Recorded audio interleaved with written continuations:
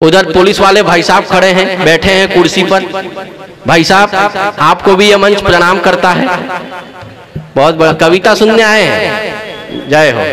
जो पुलिस किसी के बाप की नहीं सुनती आज हमारी कविता सुनेगी, ये हम सबका सौभाग्य है। अकेले ही आए हैं कि पूरा दस्ता है? बहुत बढ़िया, बहुत बढ़िया, आप अकेले ही काफी हैं। स्वागत है आपका इस मंच की तरफ से। खाकी वर्दी हमारे देश की अस्मिता का प्रतीक है, चाहे वो हमारे जेतारण के थाने में हो या देश की सीमा पर लड़ने वाली खाकी वर्दी हो, दोनों का सम्मान जरूरी है। दोनों देश के लिए फर्ज निभाते हैं। अभी त्योहारों के दिन शुरू हुए हैं, हम लोग छुट्टियां मनाएंगे अपने परिवार के साथ और ये स्पेशल ड्यूटी में लगे रहेंगे। फिर जब छोटे मोटे रिश्वत के या इधर उधर अव्यवस्थाओं के आरोप उन पर लगते हैं, तब हमें वो चीज भी याद रखनी चाहिए कि इनका बलिदान तब भी हमसे बड़ा है। तो आपको सैल्यूट करता हूं। अब इससे ज्यादा चापलूसी सर मैं आपकी कर नहीं सकता। जितनी मुझसे हो सकती थी, मुझे सुरक्षित जाने के लिए जितनी पर्याप्त थी, मैंने कर दी है। आइए, तो कवि सम्मेलन के वो धुरंधर बल्लेबाज हरिराम जी हमारे बीच में मौजूद हैं, लेकिन मैं तब तक मंच पर उन्हें नहीं बुलाऊंगा जब तक आप तालियों का महोत्सव नहीं खड़ा करें। हाँ, विकास ने बताया कि अरे बैठो दादा, बैठो बैठो। विकास ने बताया कि ये तीसरा कवि सम्मेलन है इस शहर में, चौथा। तो अभी तक आपको तालियों का अभ्यास हो जाना चाहिए था कि कवि सम्मेलन में तालियां बजानी पड़ती हैं। हमारे मंचों पे एक श्राप चलता है, ये कानू भैया तो पंडित हैं, ये श्राप देते हैं अक्सर के जो भी व्यक्ति कवि सम्मेलन में आके ताली नहीं बजाता है, अगले जन्म उसे घर घर जाके बजानी पड़ती है। चाय पिलाओ, यहाँ कवियों को चाय पिलाओ भाई। भगवान कृष्ण ने गीता में कहा है कि चाय पीनी चाहिए।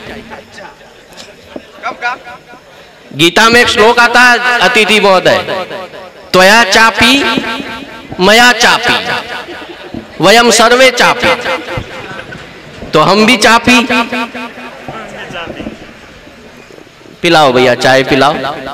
चाय वाले पे ज्यादा कुछ कहना नहीं चाहिए, क्या पता देश का कब प्रधानमंत्री बन जाए और हमारी फाइल निपटा दे। इधर से ट्रक भी जा रहे हैं। पिला दे भैया, पिला दे।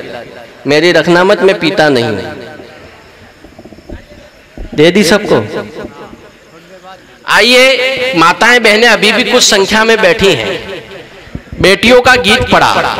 एक महत्वपूर्ण टिप्पणी आपके जैतारण पर करना चाहता हूं। यहाँ युवा साथी बैठे हैं, पीछे बुजुर्ग माताओं से लेकर के कुछ बच्चियां तक बैठी हैं। साहब, महानगरों में जहां सर्वाधिक पढ़े लिखे लोग होते हैं, ऐसा माना जाता है, दिन में भरी दोपहरी में भरी भीड़ में भी लड़की सुरक्षित चल नहीं सकती है। वहां इस छोटे से कस्बे में रात के लगभग 12-1 बजने को है और माताएं बहनें इस चौराहे पर बैठकर कविता सुन रही है। तो ये आपके जैतारण के अपने संस्कारों का परिचय देते हैं।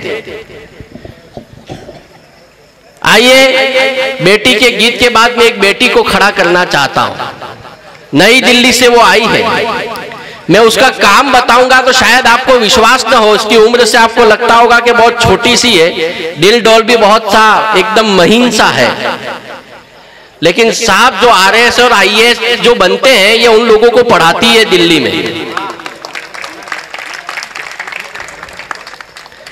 आरएएस समझते होगे, यूं ही ताली ठोक दी हैं? ये सब बीएड की कौम बैठी हुई है। आइए भाई। ओहो, स्वागत है आपका। आप कहाँ थे? हैं?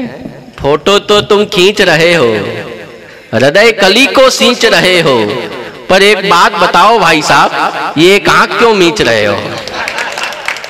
हैं? खोलो राज, ये रहने दो,